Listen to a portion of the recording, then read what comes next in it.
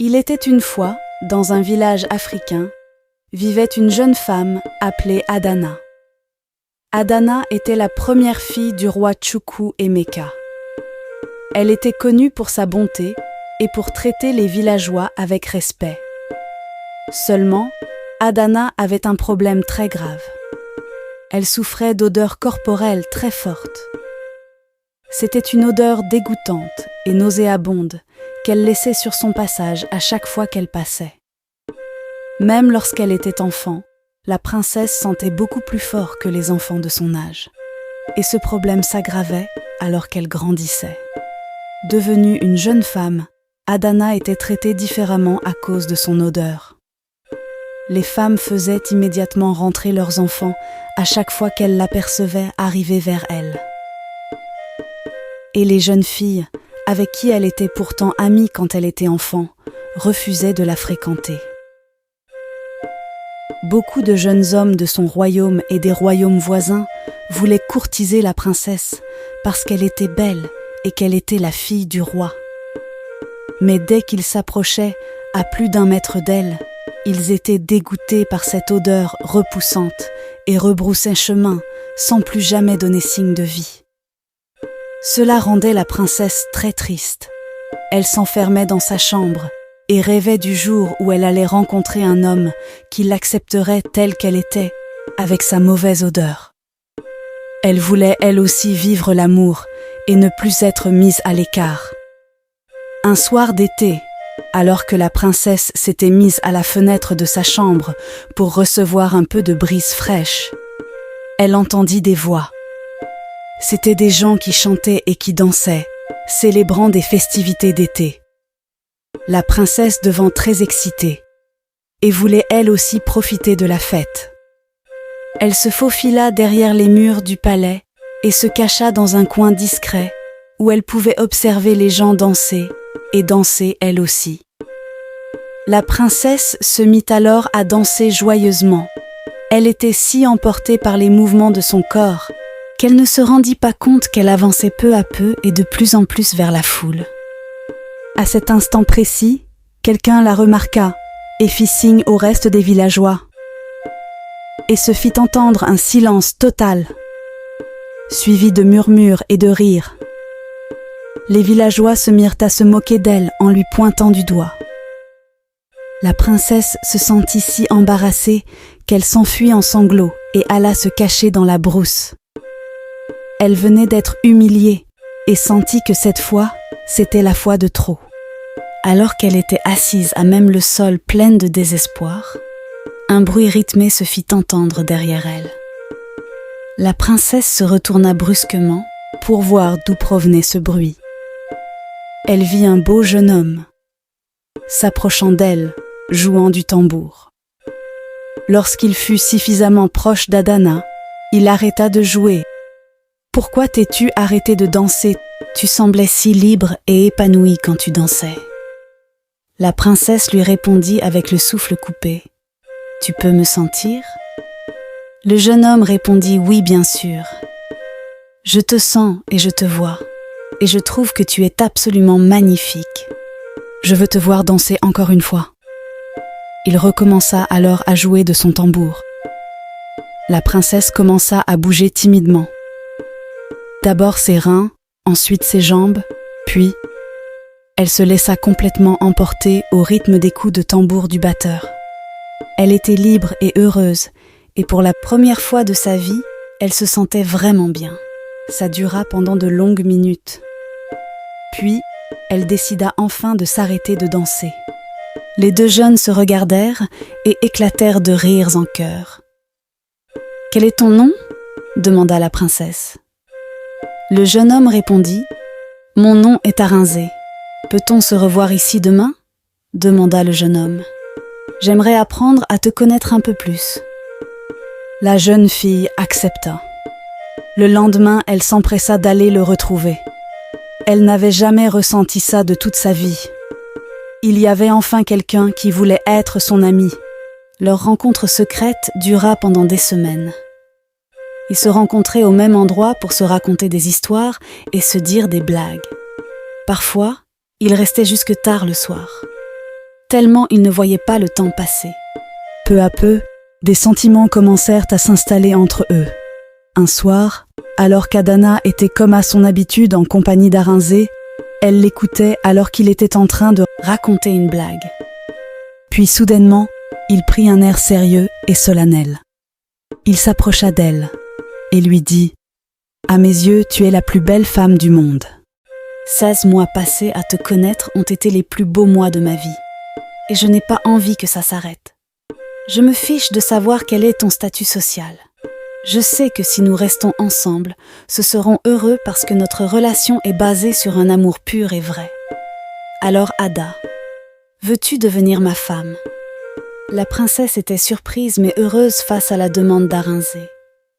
Elle laissa couler des larmes de joie et désirait plus que jamais être la femme d'Arinsé.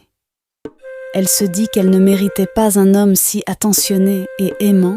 Elle lui répondit « Oui, je veux t'épouser. » Les deux amoureux décidèrent de partager la nouvelle à leurs familles respectives. D'abord, ils iraient demander aux parents de la princesse la permission de se marier ensuite, et ils se rendraient au village d'Arinsé pour avoir l'accord et la bénédiction de ses parents également. Les jeunes amoureux avaient hâte de pouvoir vivre leur amour au grand jour. Cependant, peu de temps après leur fiançailles, une tragédie horrible frappa le village de la princesse et les villages voisins, brisant ainsi le rêve de la princesse d'épouser l'homme qu'elle aimait. Une peste mortelle se répandit à travers les villages. Les symptômes de cette peste étaient une forte fièvre et de gros furoncles qui recouvraient tout le corps. Au bout de quelques jours, les infectés manifestaient de violentes crises de folie et tombaient raides morts. Afin d'éviter la prolifération de cette maladie, les rois des différents royaumes touchés par cette tragédie se réunirent et prirent la décision de fermer leurs frontières. Personne ne pouvait voyager quelle que soit la raison. Si un villageois tentait de s'enfuir, il serait capturé et placé en quarantaine. Les semaines se transformèrent en mois. C'était un supplice pour la princesse qui ne pouvait plus être avec l'homme qu'elle aimait. Elle était condamnée à rester cloîtrée dans le palais, et tous ses espoirs de revoir Arinz s'évanouissaient peu à peu. Les villageois étaient coincés chez eux pendant plusieurs mois, et les deux amoureux ne pouvaient qu'espérer que chacun d'entre eux se portait bien.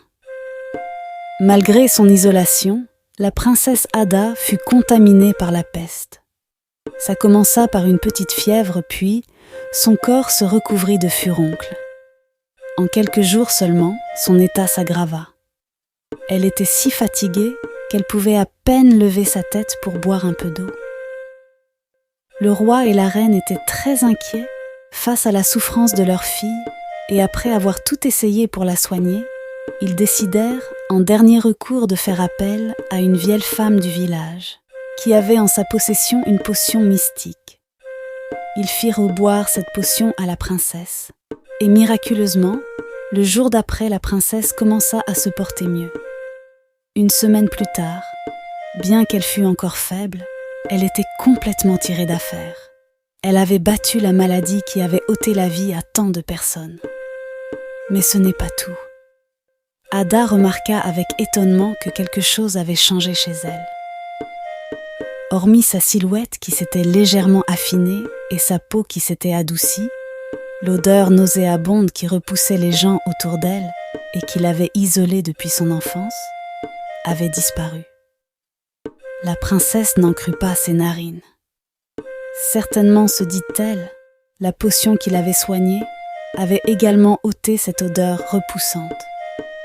La princesse était folle de joie et désormais elle marchait dans le village avec assurance et fierté.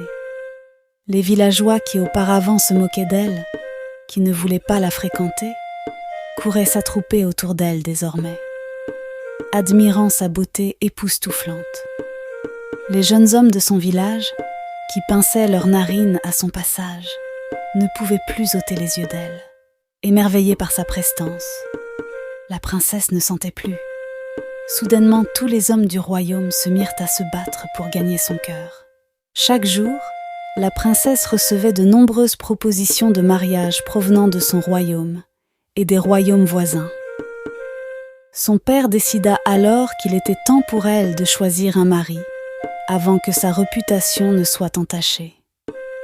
La princesse dit à son père qu'elle voulait voir tous ses prétendants s'affronter, et que celui qui gagnerait deviendrait son mari. Le roi accepta et fit immédiatement organiser une compétition de lutte. Quelques jours avant la compétition, alors que la princesse faisait les 100 pas dans le village, elle aperçut une silhouette familière. C'était Arinzé. Instinctivement, elle voulut se jeter sur lui et l'enlacer tendrement. Mais soudainement, elle se dit qu'il n'était plus à son niveau. Elle prit un air sérieux et arrogant alors qu'elle s'approchait de lui. Arinzé afficha un grand sourire, s'attendant à ce que la princesse le reçoive chaleureusement. Que ne fit pas sa surprise lorsqu'elle s'arrêta devant lui et dit « Ce n'est pas la peine de prendre cet air. La relation que nous avions est terminée. Je suis de lignée royale et toi, tu n'es qu'un tambourineur. Je te conseille de chercher une fille de ta stature parce que moi, je suis au-dessus de ta catégorie. » Sur ces mots, la princesse tourna ses talons, laissant Arinzé debout, l'air choqué et ébahi. Il était désormais temps pour la princesse de se préparer pour assister à la lutte, qui désignerait qui serait éventuellement son mari. Pendant des jours, elle frotta toutes sortes de produits sur sa peau. Ses servantes lui firent des gommages et des bains d'huile à répétition. Elle voulait être parfaite et éblouissante aux yeux de tout le jour J. Seulement les mélanges indélicats que la princesse appliquait sur sa peau ne produisit pas tout à fait l'effet escompté. La princesse allait bientôt s'en rendre compte à ses 2 pans. Le jour du combat, tout était fin prêt. La princesse sortit majestueusement du palais de son père et se présenta devant la foule, avec l'assurance qu'aucune autre femme à la ronde n'égalait sa beauté. Puis le moment fatidique arriva. La princesse leva le bras pour saluer la foule excitée. Et au même moment, un vent fort souffla dans sa direction, dispersant l'odeur nauséabonde de ses aisselles dans la foule. C'était la panique. Tous les prétendants venus pour combattre afin de gagner son cœur se sont évanouis dans la nature en pinçant leur nez.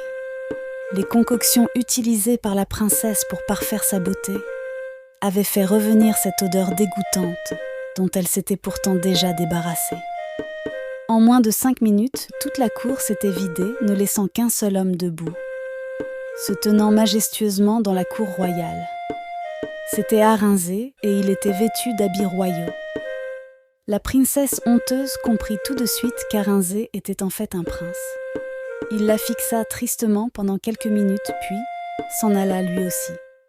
La princesse s'effondra en larmes. Elle venait de perdre le seul homme qui l'aimait vraiment pour des moments de gloire et de louanges vaines et vaniteuses. Elle regretta amèrement, mais il était trop tard.